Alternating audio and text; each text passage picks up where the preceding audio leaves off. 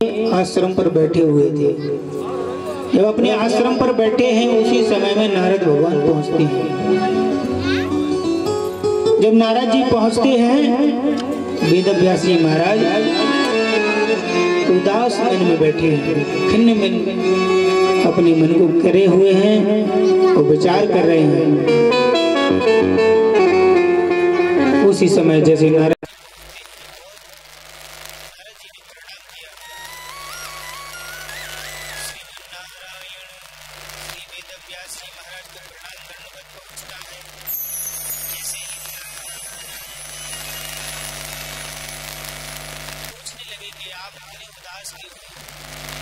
व्यासी महाराज कहने लगे कि मैंने भगवान के इतने प्राणों की रचना की,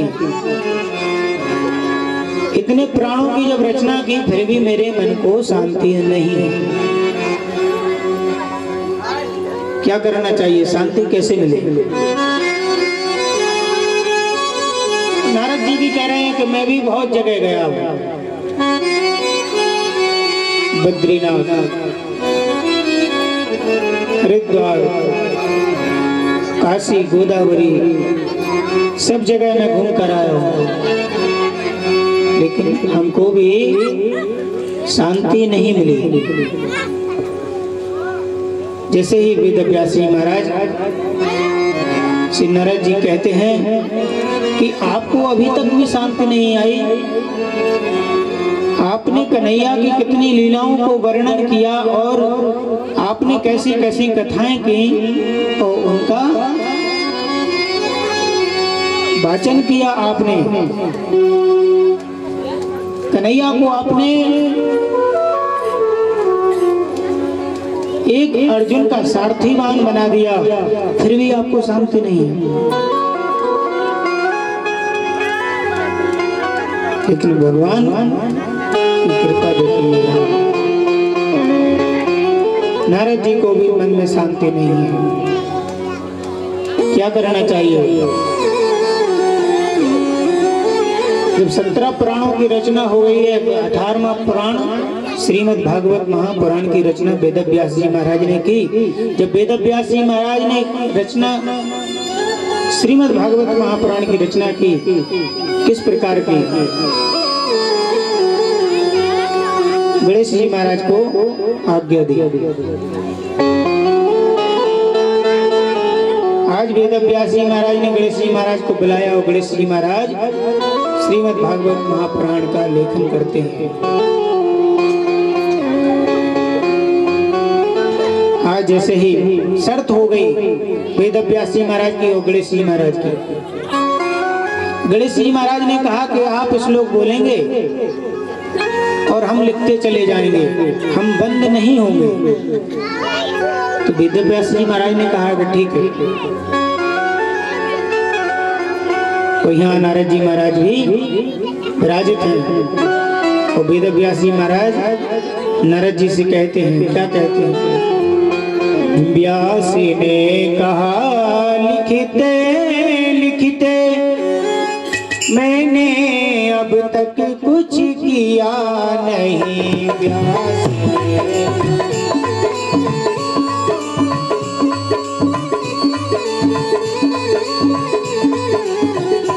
व्यास ने कहा लिखते लिखते मैंने अब तक कुछ किया नहीं। मैंने अब तक कुछ कहा नहीं। तेरे लिए आत्मा कहती है मैंने अब तक कुछ किया नहीं। मैंने अब तक कुछ कहा नहीं। मैंने अब तक कुछ कहा नहीं। फिर भी वेदव्यास जी महाराज कह रहे हैं मैंने अभी कुछ किया नहीं है। 17 प्राणों की रचना भी कर ली, लेकिन फिर भी मैंने अभी कुछ किया नहीं है। तो मनुष्य यदि एक काम कोई अच्छा कर ले तो वो 10 जगह कहेगा कि हमने कहा, हमने किया ये काम। अरे ये तुमने नहीं किया, ये तो करवाया भगवान ने है, माता पिता का आशीर्वाद है तभी कर पाए आप इस काम को। आज गणेश जी महाराज जैसे ही श्रीमद् भागवत महापुराण की रचना करते हैं, वेदव्यास जी महाराज एक श्लोक ऐसा बोलते थे कि गणेश जी महाराज की भी बुद्धि चकरा जाती थी। सोचते थे गणेश जी महाराज अब क्या करें। आज गणेश जी महाराज ने उस श्रीमद् भागवत महापुराण की रचना की और सुखदेव जी महाराज ने श्री वेदव्यास जी महाराज ने जो कथा श्रवण कराई, ये ईश्वर की कृपा से ही हम और आपको प्राप्त हुआ है। आज महाराज जी ने इस कथा का प्रचार प्रसार किया। कथा होती है तो उसका प्रचार प्रसार करने वाला भी कोई ना कोई होता है। बिना प्रचार के कुछ होता नहीं है। जितना आप प्रचार कर लोगे उतना आपका वैभव बन जाएगा,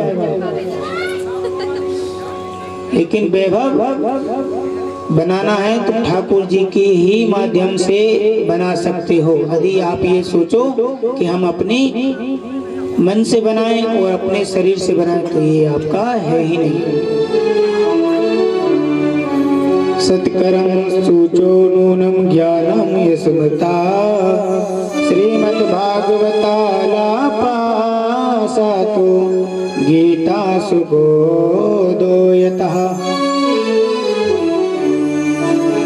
ये भगवान की ही कृपा से सत्कर्म करने का सौभाग्य प्राप्त होता है।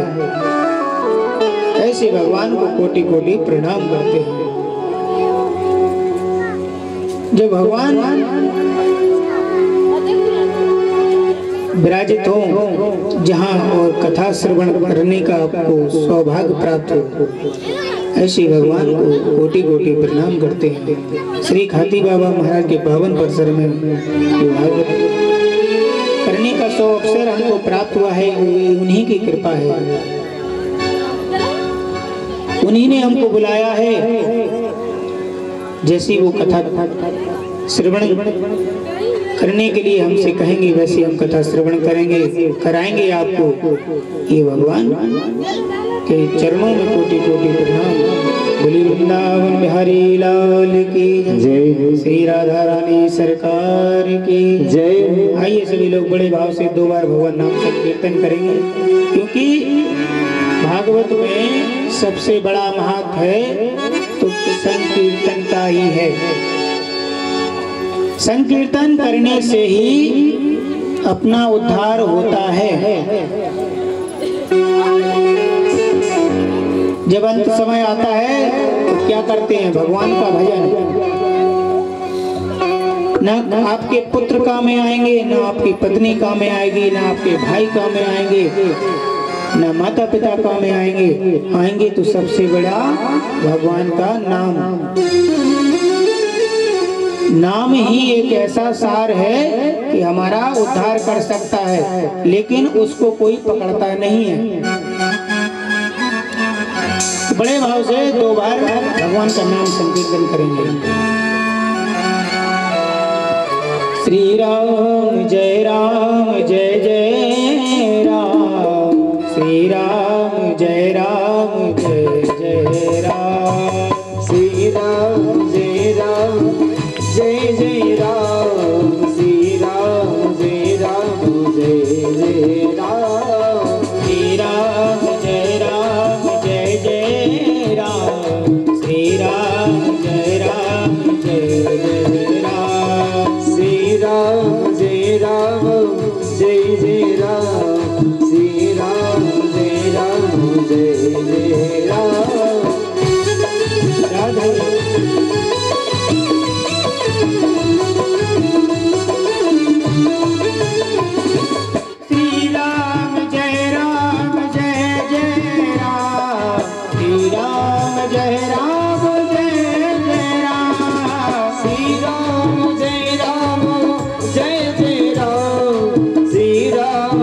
जय राम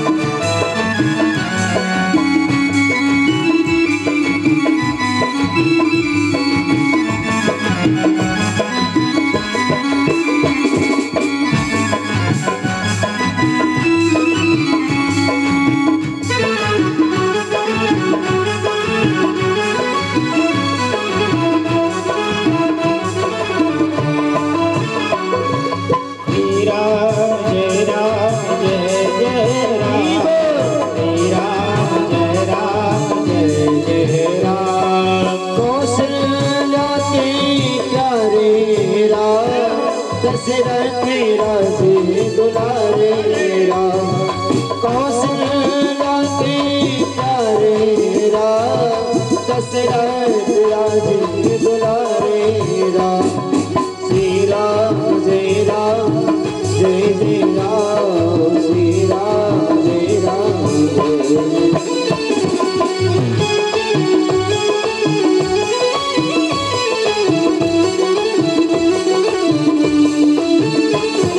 श्री राम जय राम जय जय राम, श्री राम जय राम जय जय राम, जय राम जय राम जय जय राम। बोले वृंदावन बिहारी लाल की जय, श्री राधा रानी सरकार की जय हो। क्योंकि नाम संकीर्तन करने से ही बेड़ा पार होता है। बेड़ा पार भगवान का नाम ही करता है। लेकिन नारद जी महाराज यहाँ कह रहे हैं, देखिए कि प्रभु मैं हर जगह गया, माता पिता का कहीं सम्मान नहीं है। क्यों नहीं है? साधु संत ब्राह्मण गाय कन्याएं, इन पर कितना अत्याचार हो रहा है। आज भगवान नारद जी महाराज क्या कहते हैं? तरुणी प्रभुता गोहे साल को बोधिदाय कह,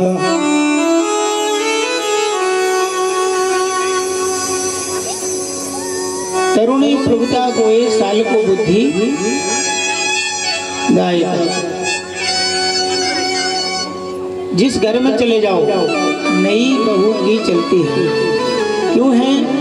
क्योंकि कलयुग का वास जिस घर में है उसमें माता पिता का सम्मान समझो वहां हो ही नहीं सकता।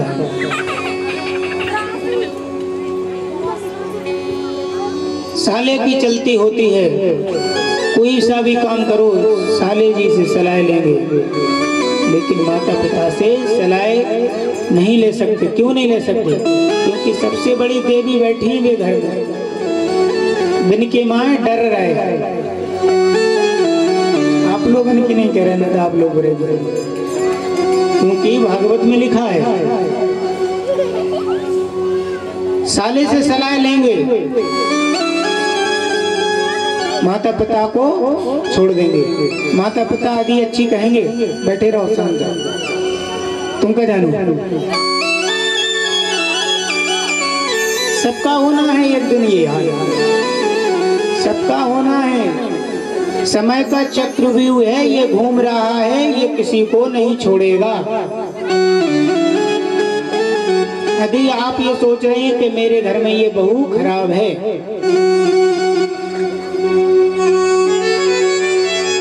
ये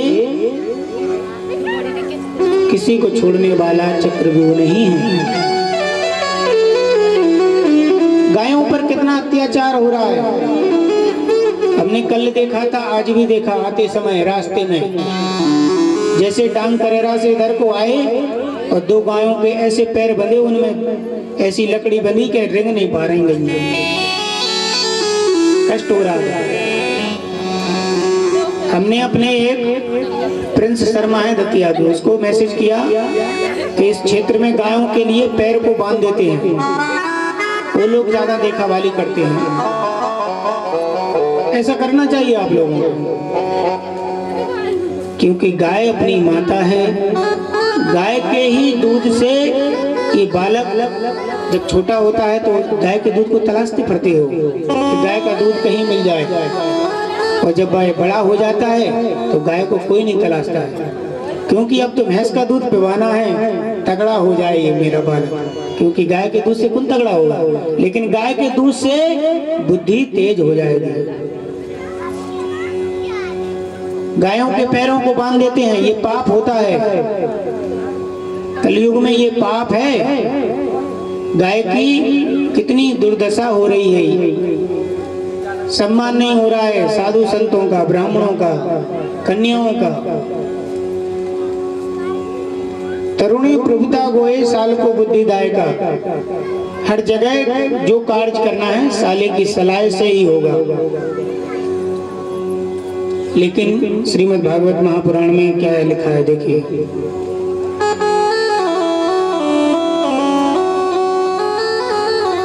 श्रीमद् भागवत महापुराण में लिखा है कि जीजा की शोभा क्या होता है? साला। इसी प्रकार दीवाल की शोभा क्या होता है? आरा। लेकिन जब ये ज्यादा बढ़ जाते हैं तो ये भी खराब होते हैं। दीवाल में आप आरे निकाल दो, कमजोर हो जाएगी। इसी प्रकार आप जितनी ज्यादा सलाह लोगे उतनी ज्यादा फैल होते चले जाओगे। कहने का भाव ये है, जो सलाह उचित है उस उचित सलाह को मानो। वो आप हर सलाह लेते चले जाएंगे तो आप पीछे को बैक होते ही चले जाएंगे। क्योंकि माता पिता कैसे ही भी हो, वो आपको कभी गलत सलाह नहीं देंगे।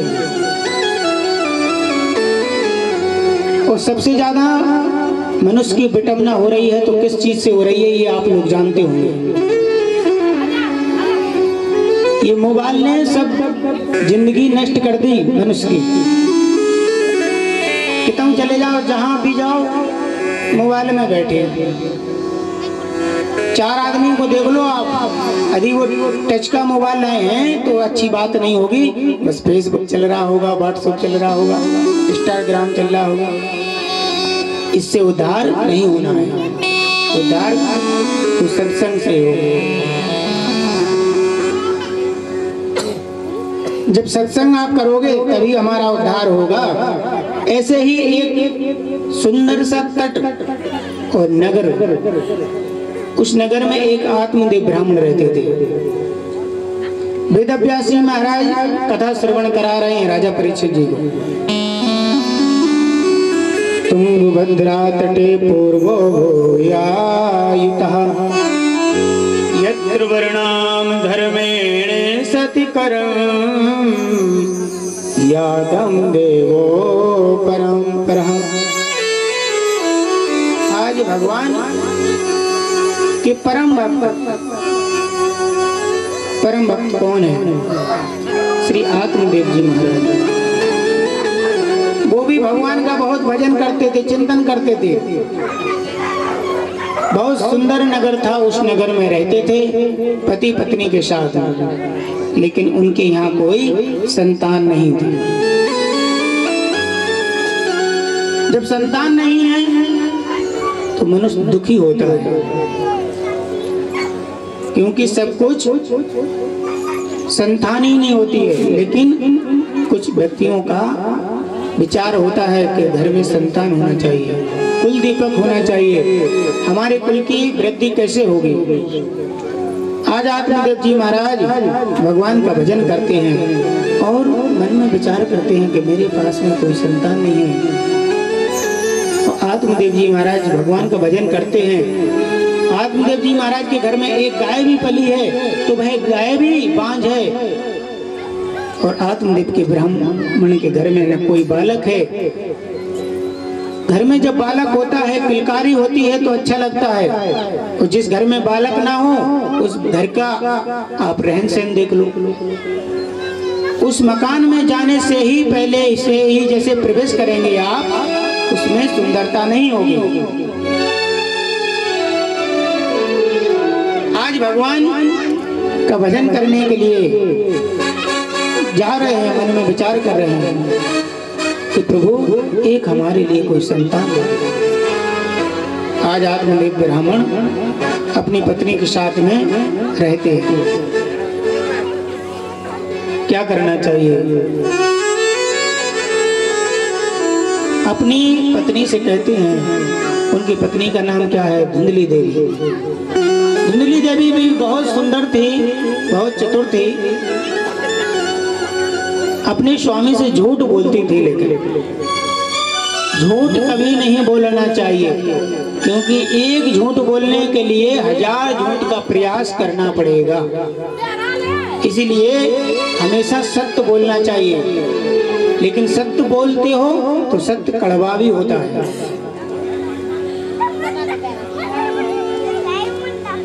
आत्मदेव ब्राह्मण बड़े ही भगवान के भक्त थे और जैसे ही सरोवर में स्नान करने के लिए जाते हैं और सूर्य भगवान को गुरु मानते थे। जब सूर्य भगवान को गुरु मानते थे और उनको प्रणाम किया कि प्रभु मेरे जीवन में कोई संतान नहीं है, क्या मेरा ऐसा ही जीवन नष्ट हो जाएगा क्या? देखिए भगवान की जब कृपा होती है तो किस प्रकार होती है। आज आत्मदेव जी महाराज जैसे स्नान करके रास्ते में आते हैं और उसी रास्ते में एक संत भगवान मिलते हैं। संत भगवान जैसे मिलते हैं आत्मदेव जी महाराज उनको प्रणाम करते हैं। प्रणाम किया, आत्मदेव महाराज ने जैसे प्रणाम किया तो दुखी होने लगे। और संत सही संत होगा तो वह अपने भक्त का दुख दूर करेगा। संत तो बहुत हैं, लेकिन संत की परख करना हर किसी के बस की बात नहीं है।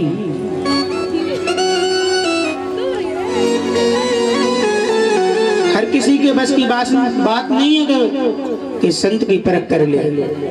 सही संत होगा वो आपको परख करने ही नहीं देगा, वो आपको ज्यादा बैठने नहीं देगा अपने पास में। अरे जाइए आप काम देखिए, चलो भजन करना है। क्योंकि भजनानंदी जो संत होते हैं वो भगवान का सदैव चिंतन करते हैं। निर्मल जन मन सो मोहि पावा, मोहि कपट छल छेत्र न भावा। मोहि कपट छल छेत्र न भावा, मोहि कपट छल छेत्र न भावा। मोहि कपट छल छेत्र न भावा। निर्मल जन तो मोहि पावा, मोहि कपट छल छेत्र न भावा।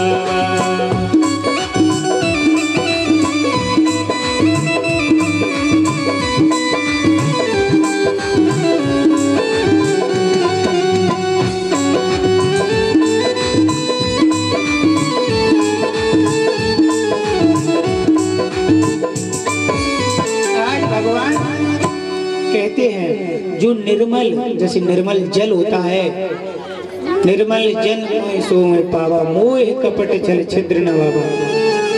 क्योंकि हमको यदि कोई कपट दिखाता है तो वो हमको भाता नहीं है। आज कुंडली देवी देखिए भगवान को भी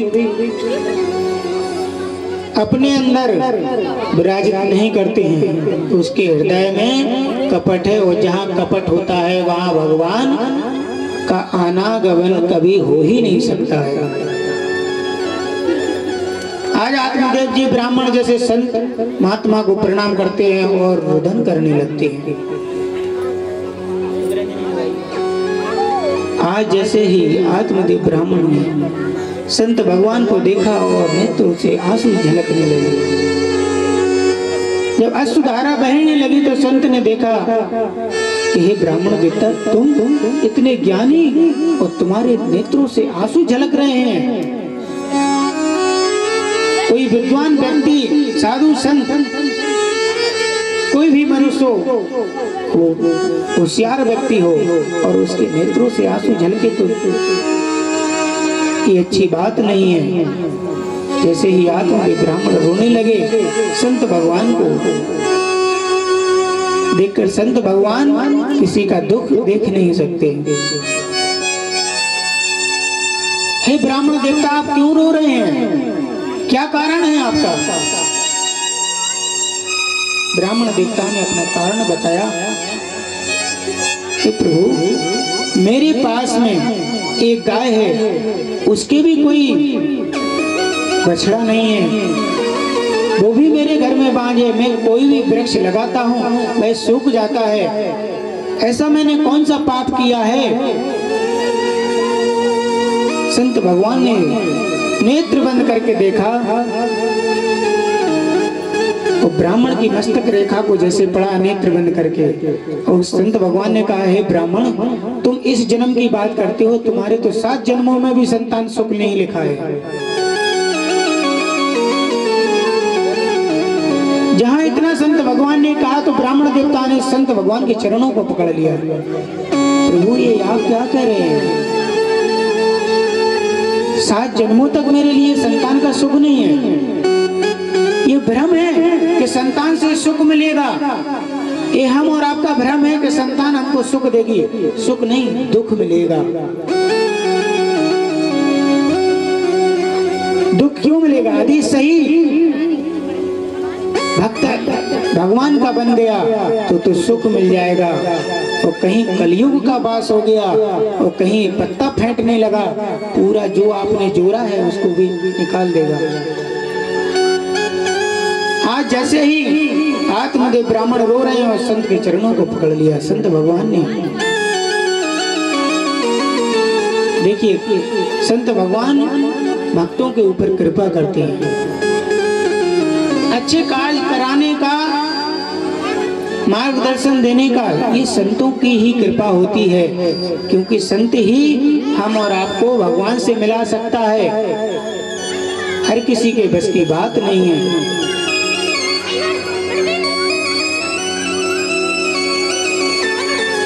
आज जैसे ही देखिए संत भगवान ने आत्मदेव ब्राह्मण को आशीर्वाद प्रदान किया,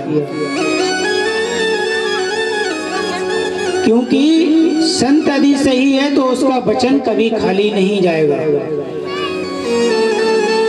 मोरे बचने चाहे पर जाए फीका, संत बचने पत्थरे की लेखा। संत बचने पत्थरे मोरे बचने चाहे पर जाए फीका, संत बचने पत्थरे की लेगा। संत बचने पत्थरे की लेगा। जय रघुनंदन जय सिया राम, जानकी वल्लभ राजा राम। जय रघुनंदन जय सिया राम, जानकी वल्लभ राजा राम। क्योंकि भगवान जो संत के भेष में है, उनका वचन कभी खाली नहीं जाता है। आज आपने ब्राह्मण संत भगवान के चरणों को प्रणाम किया तो संत ने कृपा कर दी, और संत ने अपनी एक झोली में से एक सुंदर सा फल को लिया और आत्मदेव ब्राह्मण को उस फल को दिया और कहा कि आप इस फल को अपनी पत्नी को खवा देना। जब आपकी पत्नी इस फल को खाएगी तो गर्भ रह जाएगा और आपके यहाँ एक सुंदर सा बालक होगा।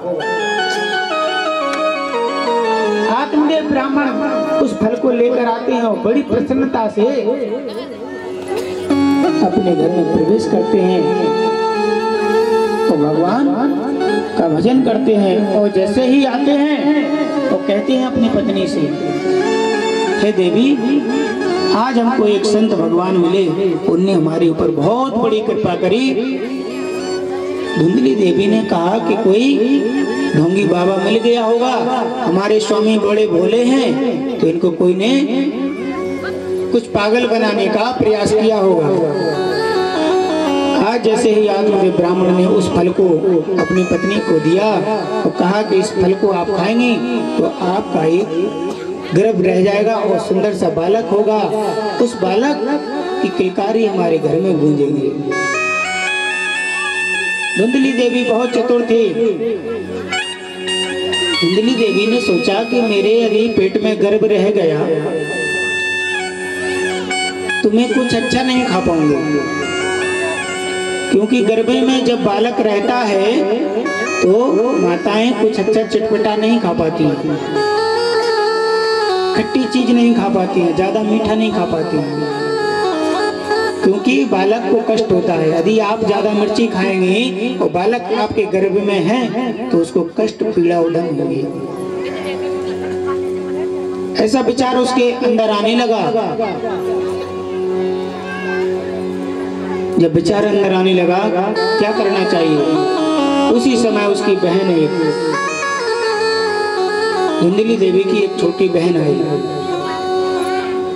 उसने कहा, हे बहन, ये आपके जीजा ने हमको फल दिया है। धुंधली देवी ने अपनी बहन से, तो कहते हैं इस फल को खा लीजिए, पुत्र की प्राप्ति होगी। कहीं फल से पुत्र की प्राप्ति होती है?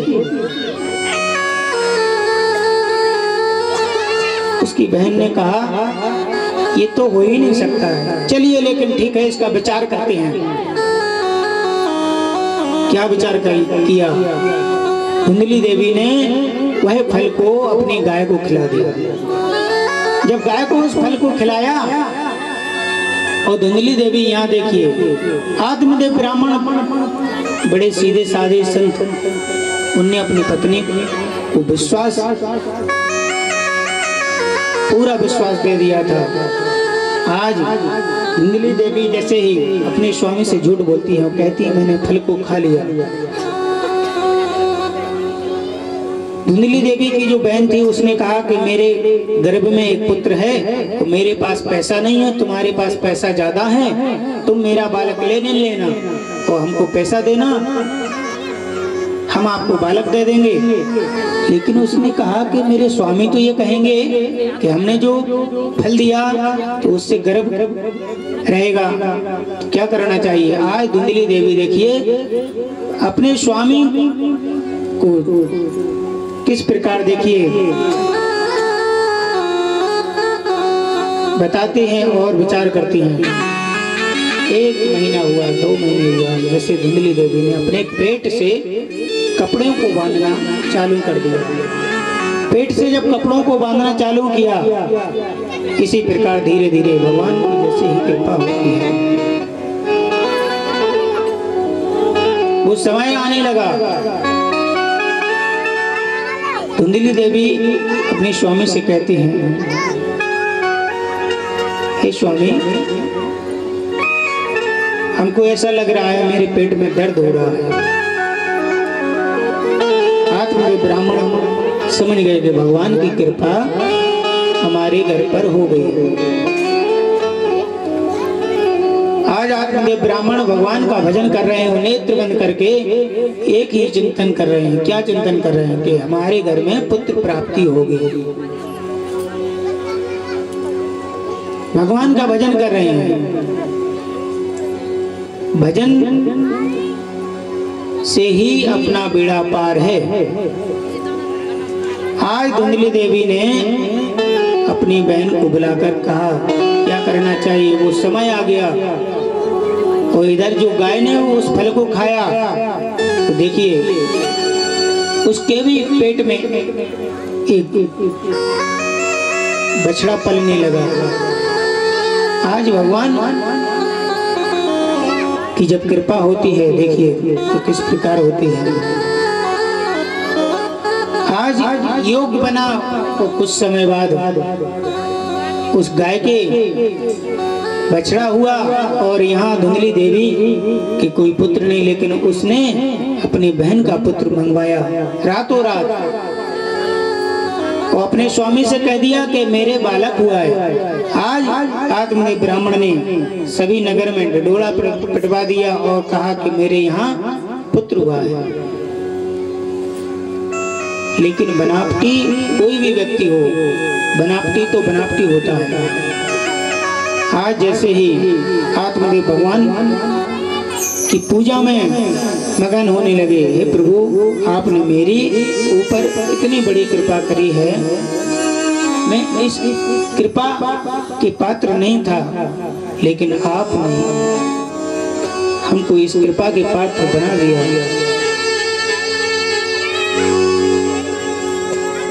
देखिए धुंधली देवी क्या कहती है अपने स्वामी से। आत्मदेव ब्राह्मण ने कहा कि मैं अपने पुत्र का नाम अपने ही अनिरुद्ध रखूंगा, लेकिन धुंधली देवी नहीं मानती।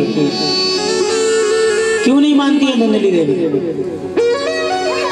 कि मैंने अपने गर्भ से इस बालक को जन्म दिया है तो मैं ही इस बालक का नाम रखूंगी। आत्मदेव ब्राह्मण ने कहा ठीक है, आप अपने नाम के अनुरुद्ध रखेंगे। वो जानते थे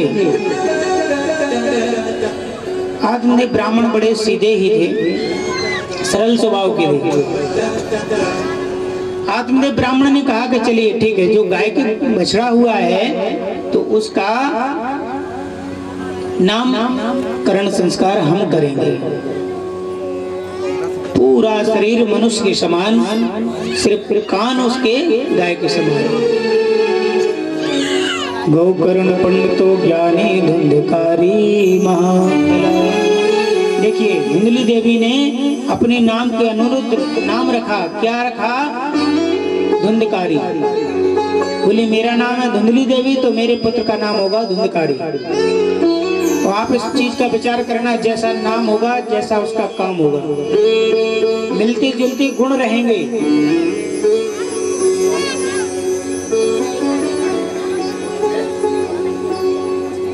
आज जैसे ही धुंधली देवी ने अपने पुत्र का नाम रख दिया गोकर्ण जी महाराज ने, यहाँ आत्मदेव ब्राह्मण जी विचार करते हैं क्या करना चाहिए। जो गाय के बछड़ा हुआ है उसका नाम गोकर्ण जी रख दिया तो भगवान की भक्ति में मन लगाकर भजन करने लगे। ये भजन और ये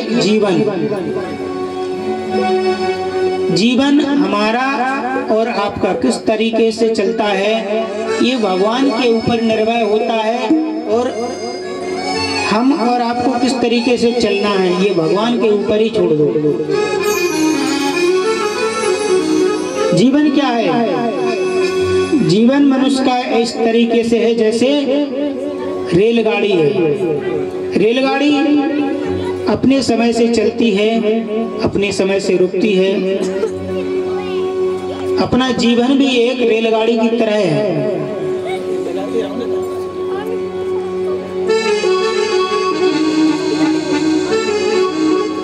जीवन जीने की कला हर किसी के बस की बात नहीं है। तो भगवान जीवन यदि आपका अच्छा चला रहा है तो समझो ये भगवान की कृपा है, माता पिता का आशीर्वाद है, पितरों का आशीर्वाद है। यदि कोई विघ्न आ रहे हैं तो समझो कि कहीं ना तो हमसे त्रुटि हो रही है। अच्छे कर्म करोगे आप तो भगवान की कृपा होगी।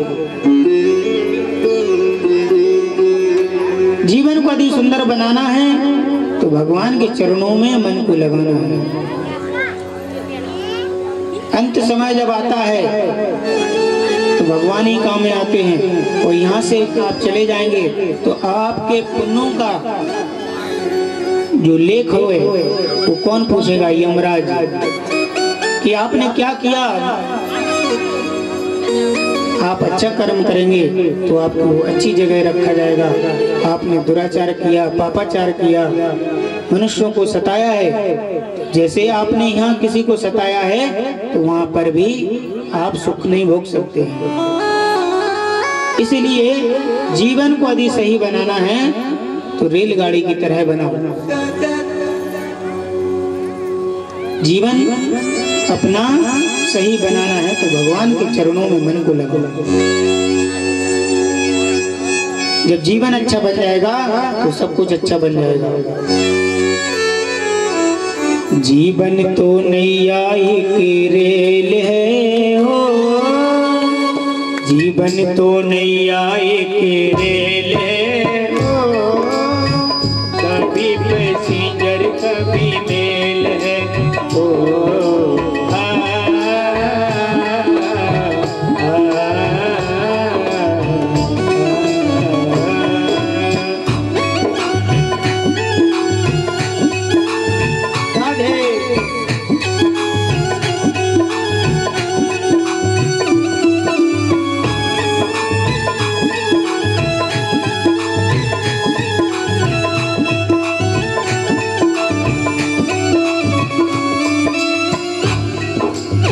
जीवन क्या है? पैसेंजर की तरह है।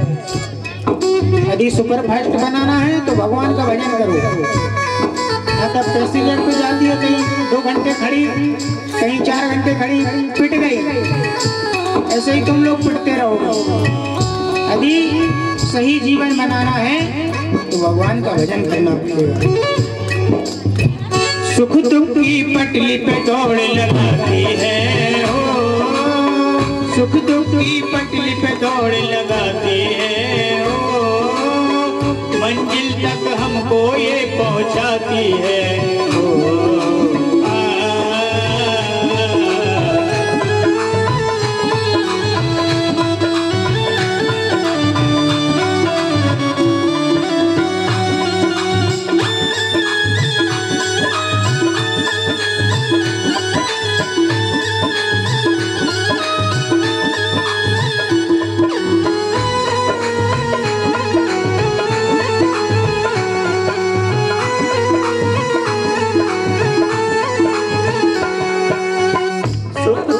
पटली पे दौड़ लगाती है हो, मंजिल तक हमको ये पहुंचाती है हो।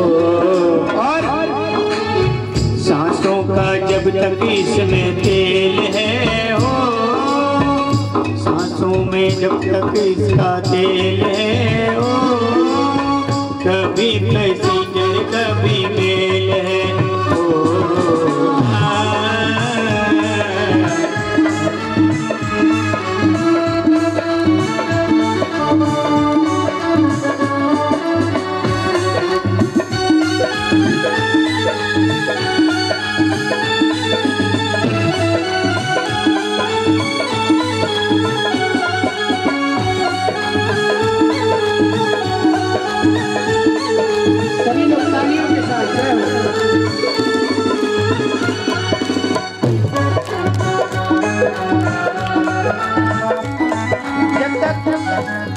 हमारे अंदर सांस है तब तक हम सब कुछ कर सकते हैं। सांसों का जब तक अपने शरीर में तेल है कहीं पर भी जा सकते हैं, और जहाँ सांसों का तेल निकल गया तो शरीर भी यहीं पड़ा रह जाएगा। तो भक्तों को क्या करना चाहिए, इस भजन के माध्यम से आप समझेंगे। अच्छे कर्मों की टिकट कटा लेना हो, अच्छे कर्मों की टिकट कटा लेना हो, पूछे टीटी तो टिकट दिखा देना हो।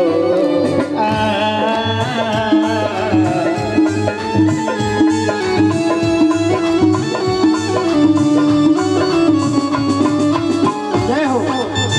यदि आपके पास यदि आप जैसे ट्रेन में बैठे हैं और आपके पास टिकट है तो टीटी पकड़ेगा नहीं, इस बात का चिंतन करना। ये भजन भी है वो आपको मार्गदर्शन भी बता रहे हैं। यदि आपके पास टिकट है निसंकोच बैठेंगे आप, और जब टिकट नहीं है तो डर के बैठेंगे कहीं टीटी ना आ जाए, पकड़ ना ले। काले कोट वाला कोई कैसा व्यक्ति भी आ जाए झूठा, हे भगवान। इसी प्रकार अपने जीवन का टिकट कौन देखेगा, यमराज। तुमने क्या किया क्या नहीं किया, और टिकट है तो पास हो जाओगे, निकल जाओगे, और टिकट नहीं है तो क्या होगा आगे चलो।